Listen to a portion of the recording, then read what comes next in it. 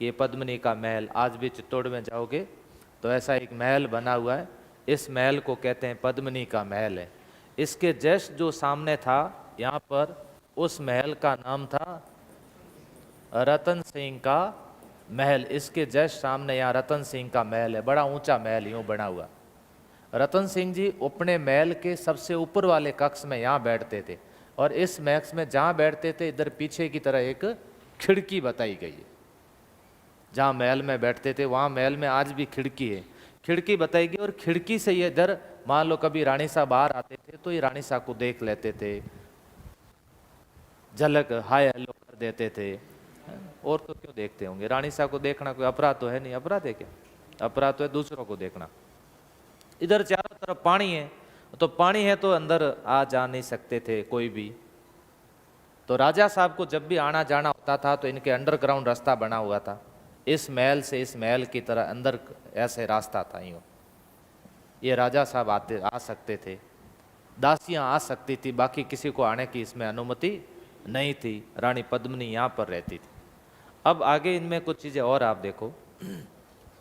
ये जो है ये है जौहर कुंड, इसको जौहर कुंड कहते हैं। चित्तौड़ में जब जौहर हुआ था वो 26 अगस्त 1303 को हुआ था।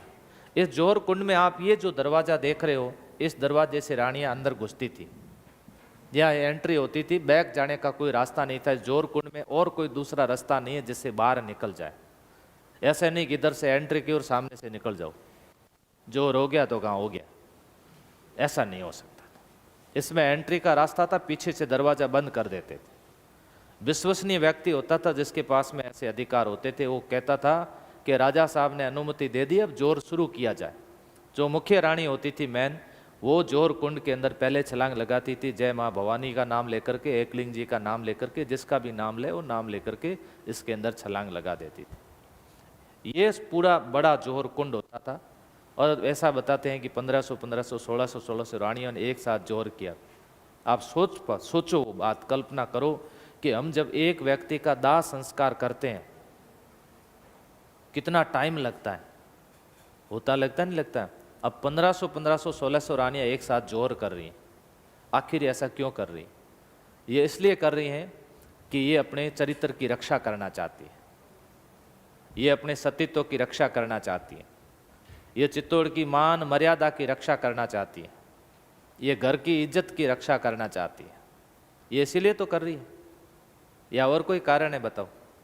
हम जब भी कोई माचिस की तीली से अगरबत्ती जलाते हैं तो यदि हमारी अंगुली जल जाती है तो कितना दर्द होता है।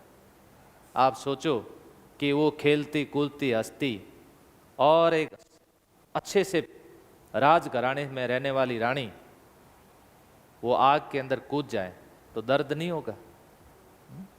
बताओ, ये दर्द अच्छा है या फिर दूसरे की बेगम बन जाए, चरित्र का पतन हो जाए, नैतिकता का पतन हो जाए, ये अच्छा है? एक महिला, हमारे हिंदुस्तान में ऐसा कहते हैं, हमारी भारतीय संस्कृति श्रेष्ठ संस्कृतियों में है और हमारी संस्कृति के अंदर महिला का जो स्थान है वो बहुत ऊंचा स्थान है। इसलिए महिला के लिए जो सबसे बड़ी बात आती है वो होती है चरित्र की। यहाँ हमें सीखने को मिलता है बहुत सारी बातें। और आजकल आप लोग देख रहे होंगे, देखा उस मुस्कान को, बेचारे पति को, नौकरी वाला पति, उसकी नौकरी लगी हुई, नौकरी वाले पति को मार करके ड्रम के अंदर डाल करके और उसके ऊपर सीमेंट से पैकिंग और कर दी। सोचो आप हम लोग क्या कर रहे हैं, जबकि वो पढ़ी लिखी है और वो ऐसा कर रही है। अब अपन कहें कि साहब वो महिला खराब है, महिला ऐसी थी, हम महिलाओं पर अंगुली उठा दे, उसका चरित्र ऐसा ही होगा। कुछ कमियां हमारे पुरुषों में भी रहती हैं। हम क्या करते हैं, हम बहुत सारी ढील दे देते हैं। और महिलाओं को भगवान ने ऐसा बनाया कि इसमें इमोशनल बहुत है। इमोशनल का मतलब भावनात्मक लगाव बहुत है।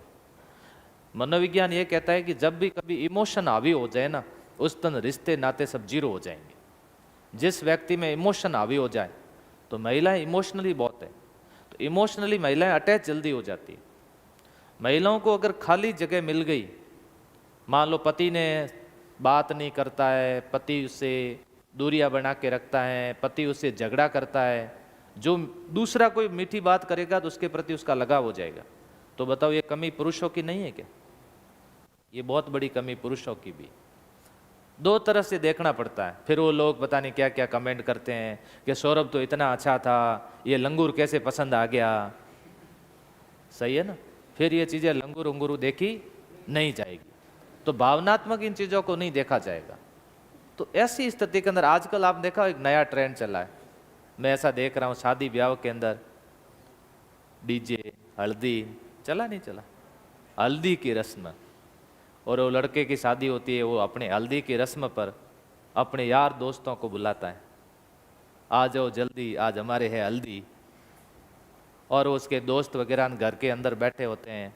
मैं कई जगह ऐसा गया जो घर के अंदर के रूम में उनको बैठाया जाता है, फिर हल्दी की रस्म के नाम पर उनके दोस्त नाचते हैं, हमारी बहन बेटियां भी वहीं बैठती। सही है? ये हल्दी तो नहीं है, लेकिन वो परिवार की हिंदी जरूर करवा देंगे, परिवार की बर्बादी जरूर करवा देंगे। कहाँ है हमारे जरूरत है दोस्तों को लाने की? यदि दोस्तों को लाना होता तो हमारे बड़े बुजुर्ग नहीं लाते। आपके दादा को पूछना कि आपके घर से और आपके गेस्ट हाउस के बीच में कितनी दूरी है। मैंने जब मेरा गेस्ट हाउस बनाया तो मेरे पापा ने कहा कि 2 किलोमीटर दूर बनाना। मैंने कहा 2 किलोमीटर दूर आप वहाँ बैठोगे, मम्मी वगैरह सब यहाँ बैठेंगे, आपको प्यास लगेगी तो पानी कौन लाएगा? क्या ज़्यादा चिंता मत कर तू पानी की। ये किनकी सोच है? उनकी नहीं है क्या? और हमारी क्या सोच है?